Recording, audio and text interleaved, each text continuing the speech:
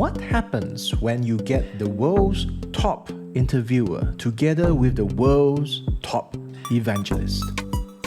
You get a book something like today's. Hi, my name is Terence and I'm your host for Reading and Readers, a podcast where I review Christian books for you. Today I review Billy Graham, Candid Conversations with a Public Man by David Frost. 224 pages, published by David C. Cook in August 2014. I got this book for free from Faith Life, but it's not free for you, just for me. Okay, I don't know how this deal works. I got it in the email, and maybe it's only offered to those who are in their mailing list, because when I checked today, this book is not offered for free in Faith Life. It's offered for $11.99. And in case you're wondering, it's offered in Amazon Kindle for $9.89. But it's nice to have it for free. I guess the lesson here is to get on Faith Life's mailing list to get free book deals. And in case you don't know, Crossway does the same thing. Today I checked my email and I downloaded 2 free books from Crossway. The Whole Armor of God by Ian M. Duguid and The Case for Life by Scott Klusendorf. So it's nice to be in their mailing list, and if you know of anybody else, publishers and so on, who are also giving free books, please let me know. Contact me and then I'll just put myself in their mailing list as well. So back to the free Billy Graham book from Faith Life.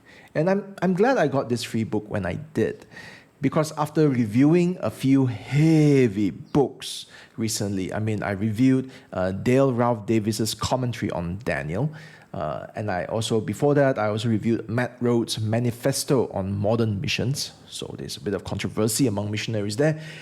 And sometime before that, I also reviewed Rula Khoury Mansour's Theology of Reconciliation, which is looking at conflicts within the church, which is difficult enough, but a conflict within the church, within the Palestinian Baptist Church in Israel. So that was a very interesting look.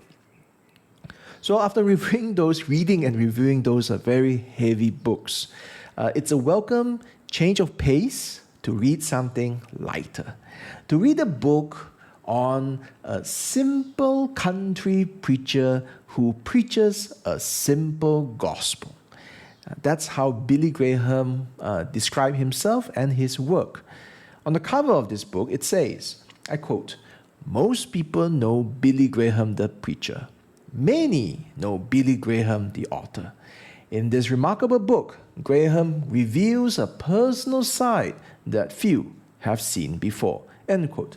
And the one who reveals that personal side is the man who needs no introduction, the equally famous Sir David Frost, the legendary TV interviewer.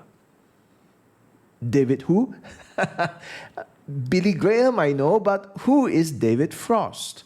And I realize that it is my ignorance that is showing, but perhaps to some listeners, Frost is a man who does need a tiny bit of introduction. Maybe he's not a familiar name to those who live in one side of the ocean, or perhaps one side of a generation.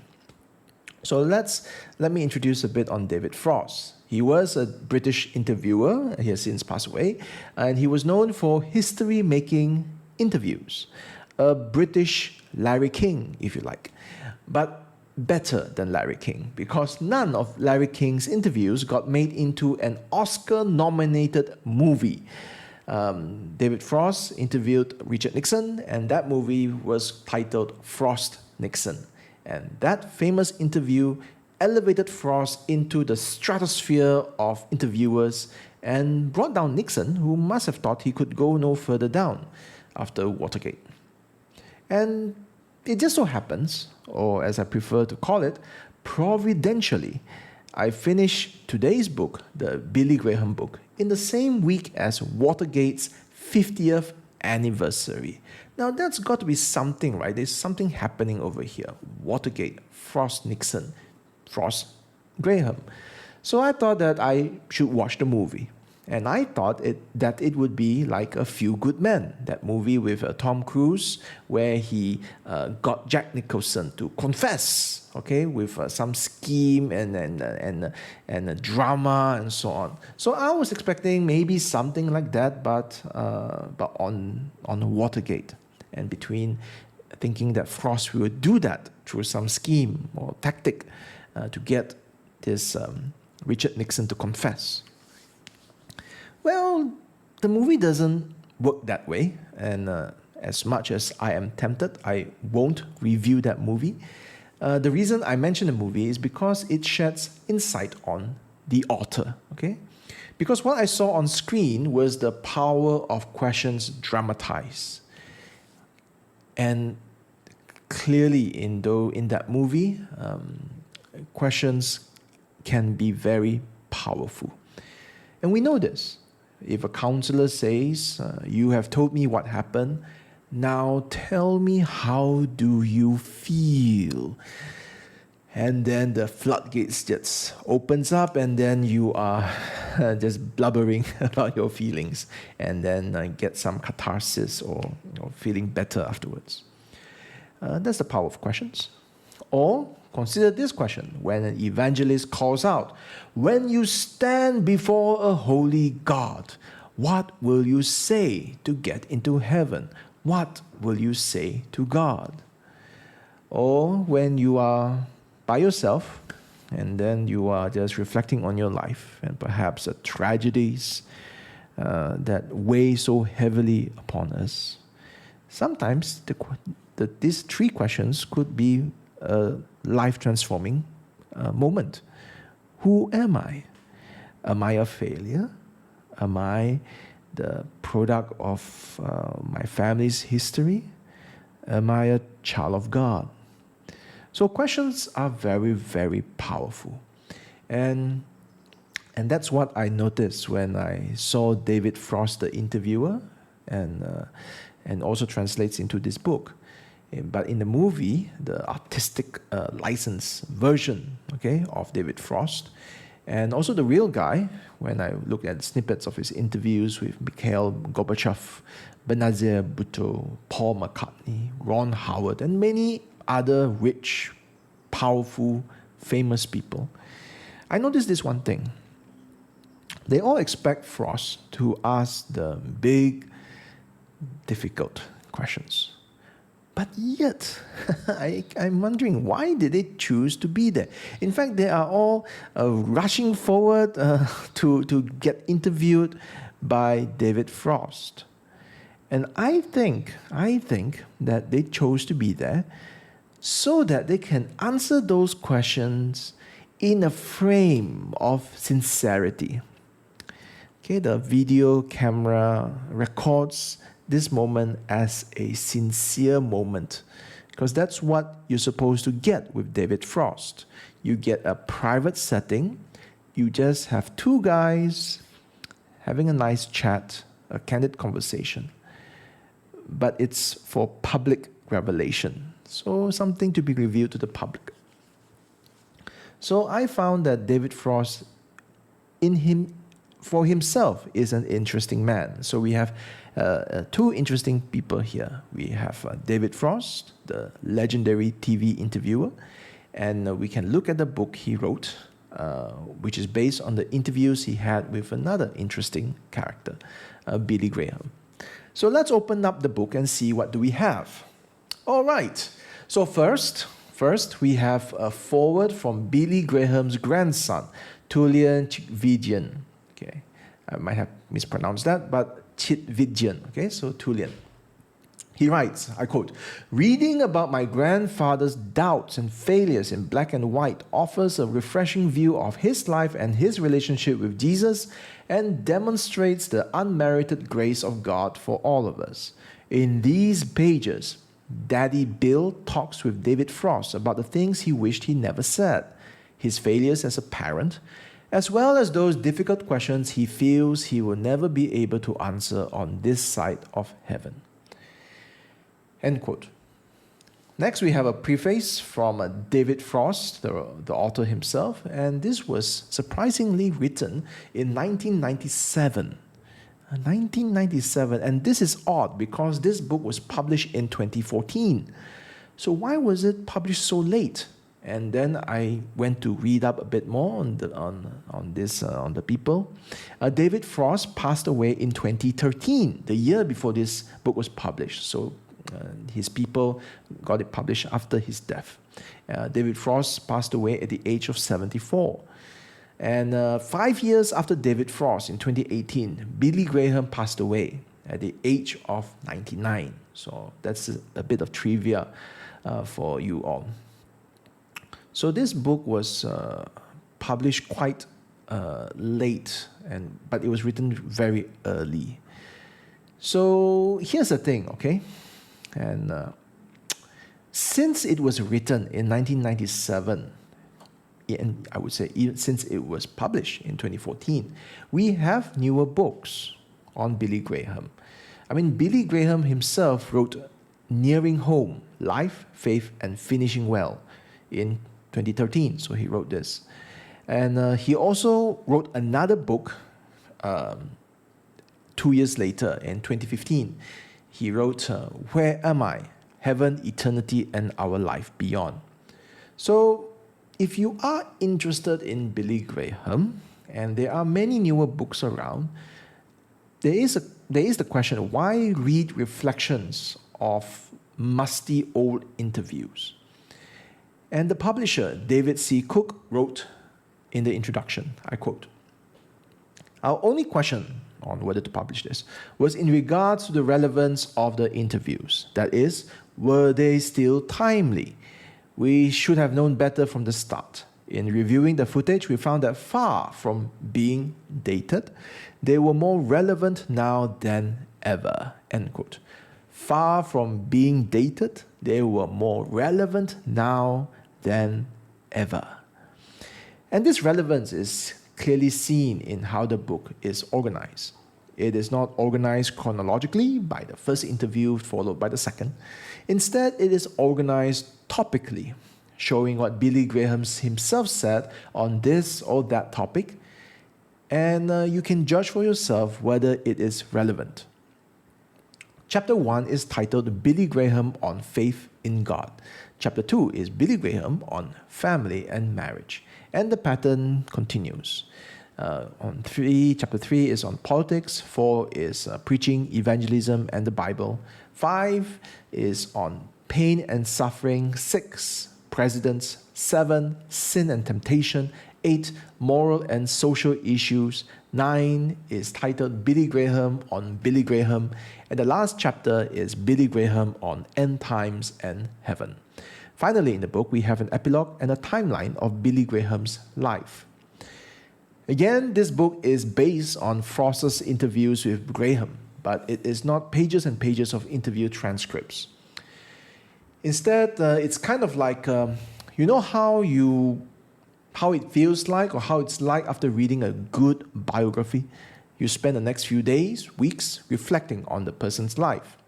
In this case, instead of reading a book, Frost is reading the man. He sees the man in front of him, he has spoken to him, and now he's reflecting on his experiences with Billy Graham. And he reflects not just on the many interviews he conducted with him, he also comments on interviews Graham did with Larry King and Phil Donahue, speeches that Graham made, for example, at the Oklahoma City bombing, and books and articles others have written on Graham. So it's a bit light in that sense, but he does interact with different parts of Billy Graham's public image. So he is thinking about Billy Graham, and he selects excerpts from his Frost's interviews to flesh out the man to the reader, to let us see a part of Billy Graham that may not have been highlighted or obvious from his other public statements. For example, consider this exchange. I quote, Frost asked, "You have been battling Parkinson's disease for 3 years or so. Now, is God responsible for that?" Graham replies, I don't know. He allows it, and he allows it for a purpose that I may not know. I think everything that comes to our lives, if we are true believers, God has a purpose and a plan. And many of these things are things that cause suffering or inconvenience or whatever. But it helps to mature me because God is molding and making me in the image of His Son, Jesus Christ. Jesus Christ suffered more than any man that ever lived, because when He was on that cross, He was bearing the sins that you and I have committed. He was guilty of adultery. He was guilty of murder. He was guilty of everything you can think of. And He was guilty of our sins. Now, He suffered in a way that we could never understand. Frost continues, and he says, but, for instance, I thank God for having 3 sons. Graham affirms, yeah. Frost pushes it further and says, but maybe that's not logical, really, because if I am thanking God for 3 healthy sons, should the parents of a Down syndrome baby be blaming God? End quote. And the two continue back and forth. I'm just giving you a snippet of what type of conversations that they have. It's not just giving Graham an opportunity to express his belief. Frost pushes him, presses the issue. In that same, I just clipped it, you see, but in that same interview excerpt, Frost actually asks later on, how should parents of a deformed child look at their situation? He asks, if you don't blame God for ill health, you can't thank Him for good health, can you? Having said that, it's not an inquisition. Frost is never hostile to Graham or, frankly, any of his interviewees. Frost is always respectful, but he wants to draw out a part of Billy Graham that the public may not know but want to know. So let's look at another chapter. Okay, that was one on pain and suffering. Let's look at another chapter in chapter 8. Billy Graham on moral and social issues. Here, Frost recounts their interview in 1970 on the topic of race relations in the United States. Listen and let's see what you think. Graham says, one of the things that disturbs me in the United States at the moment is there's a certain element in the black community, a small element to be sure, that wants separatism. For example, I know a university right now where the dormitories are completely integrated, but where the blacks are saying, no, we want our own dormitory, we want our own classes, we want separatism. Now, whether this is going to be the beginning of something that will grow, I hope not, because I think the only hope for America to settle her race problem is an integrated society. But there are those today that don't agree with that, in the black community as well as the white community. And whether they will gain momentum or not, I don't know. End quote. What came to your mind as you listened to this? Black Lives Matter? Critical race theory? Is Billy Graham among the prophets? Is he speaking prophetically of the future, 50 years later from where he was? Consider this exchange also. I quote, Graham here is speaking, it seems to me that we have got extremists, David, the extreme right and the extreme left that are almost irreconcilable. And we've got a group of people now that really believe in the violent overthrow of the government. Now, they do not have any system that they would like to substitute. They have come forward with no plan as yet. They just want to destroy. And I don't know whether you can carry on a dialogue with this type of person or not. I don't. Some of them, I know, they'll talk to me, some of them will, and I've met with them several times, and I just find that it's almost impossible to reason. They're not interested in reason. They're not interested in dialogue. They're not interested in sitting down quietly and talking about the problem. They're interested in disruption, in violence, in destruction to bring down the system. And Frost responds to this, okay? I quote, but then if you come in a little from that to on the one hand, people like hard hats, and on the other hand, protesting students who are protesting violently, but really passionately against the system in some way or another. How do you bring those two groups together? I mean, given that you never bring a Ku Klux Klan man together with a really violent weatherman. You know what I mean. But how do you bring closer together a right-wing hard hat and a left-wing student? End quote. So again, I wish I can do impressions, but I can't. But as you read this, don't you find it relevant? That's the word that was posed in the beginning, right? Is it still relevant? And I find that what they are talking about, wherever this was 50 years earlier, 1970, yes, 1970, it's still relevant today. The Bible says there is nothing new under the sun. 50 years on, how true that statement is. Now, I want to point out that most of this book, okay, what you would expect. You have Graham on marriage, Billy Graham on pain and suffering. Now, those questions are interesting, but I could say that they are standard fare in any Christian conference Q&A. They'll ask things like, why does a good God allow evil, that sort of thing.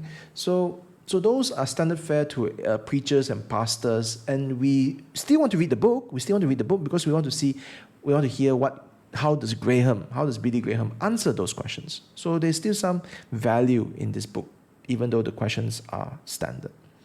There are some questions that are unique to Billy Graham, things that other preachers and pastors may not be able to will not hear. For example, Frost asked Billy Graham on Richard Nixon because Billy Graham and Richard Nixon were very close friends. And you also have a whole chapter on presidents, and Billy Graham was a friend, a spiritual advisor to so many presidents.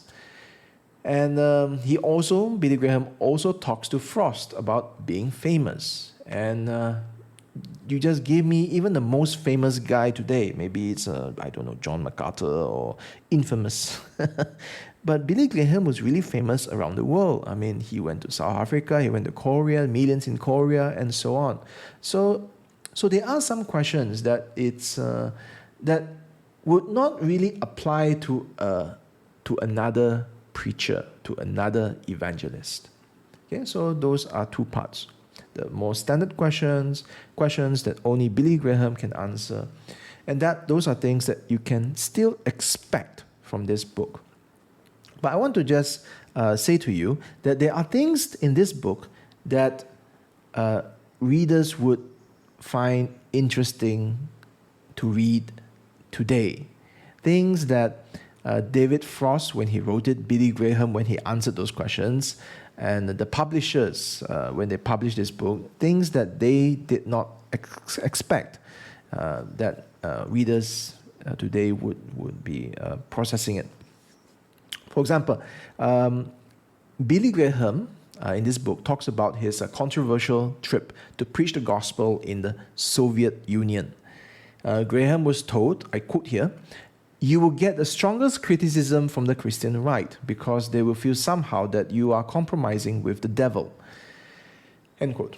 So 6 months ago, this reference to Cold War Soviet Union would be antiquated. It is like a world that people don't, it's like history. And today, the world finds itself wrestling with how to engage with the Soviet Union, I mean Russia. And how? I mean, do you send someone over there to, again, with good intentions and Billy Graham type of thing? I mean, how do we engage with a country who is hostile against your own?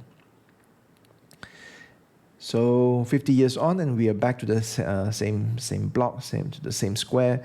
So there is nothing new under the sun. Another unexpected turn of events during the time of the publisher, time of this David Frost and Billy Graham, is what would have happened to Billy Graham's grandson.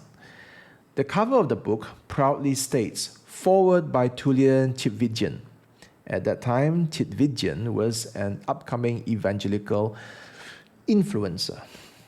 Less than a year later, he had to resign as a pastor from his church because of adultery. Since the passing of Billy Graham, the famous evangelist, we also saw the passing of Ravi Zacharias, the famous apologist. Except in the case of Zacharias, his life's work, the books he wrote, the speeches he gave, the people he helped, all those things are now overshadowed by the scandals that came to light after his death. So as I read parts of Billy Graham's book, and I think about what has happened to his grandson and that famous apologist, I read with a heavy heart the guy who invented the Billy Graham rule. And Frost was asking this Billy Graham the question, what is his greatest fear? Okay, so Billy Graham is answering the question, what is his greatest fear? I quote, his greatest fear was that I will do something or say something that will bring some disrepute on the gospel of Christ before I go. And I want the Lord to remove me before I say something or do something that would embarrass God, end quote. Now, in this book, that was just a throwaway statement. Frost included that statement, the fear of Billy Graham, as a curiosity. Isn't it funny that Billy Graham is not fearful of death, but he is fearful of embarrassing God? If only we had the same fear. So there are some parts of the book where as you read it, you find that, as the people prepared it, spoke about it, and published it, it is now being received in a manner that it's worth reflecting on. The book ends on a poignant note. I won't spoil the ending. I'll just say that it was a surprise ending to me. There is no final reflection or concluding thoughts from David Frost, the writer. The book ends with David Frost, the interviewer. The book ends with David Frost sitting across a pastor. It made me wonder, after drawing out the life of Billy Graham, the simple preacher, drawing this man out for the public, did David Frost hear the simple gospel for his own heart and soul? In conclusion, if you are a big Billy Graham fan, you have read all the books, you have listened to all the sermons, I don't know how much you would gain from this book. If you know him, he's basically the same guy that you read over here. For myself, I know the name, but not so much the man. Much of what I know comes from bits and pieces, and I knew more about Billy Graham in the year he passed away because of all the tributes that were coming forth, that was flooding the internet.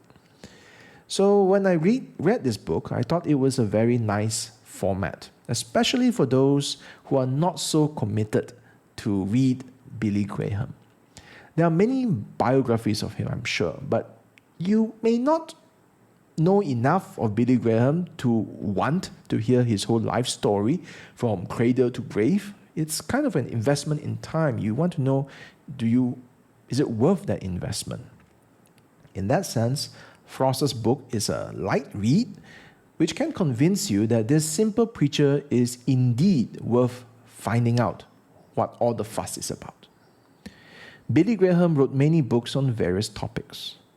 But instead of reading all those books, you can get a taste, a small sampling from Frost's book here. The nice thing about Frost's book is that we read Graham's own words from those interviews. Nobody wants to read pages and pages of interview transcripts, so Frost has wisely connected the interviews, excerpts with his own observation. I want to highlight that these are observations from a guy whose lifetime job was to interview the fabulously rich and famous and powerful. He has interviewed so many personalities and characters. Yeah. In this book, he clearly enjoyed Billy Graham's conversation and the life that Billy Graham had. Read this book, and you might enjoy their conversation too. This is a Reading and Readers Review of Billy Graham, Candid Conversations with a Public Man by David Frost. 224 pages, published by David C. Cook in August 2014. Available for $11.99 in Faith Life and $9.89 in Amazon Kindle at the time of this recording. If you are looking for more candid book reviews on a variety of topics, be sure to subscribe to Reading and Readers, a podcast where I review Christian books for you. Or visit the website www.readingandreaders.com for transcripts, show notes, and contact details. Contact me, email me, and let's surprise each other with hopefully a good conversation. Until then, thank you for listening.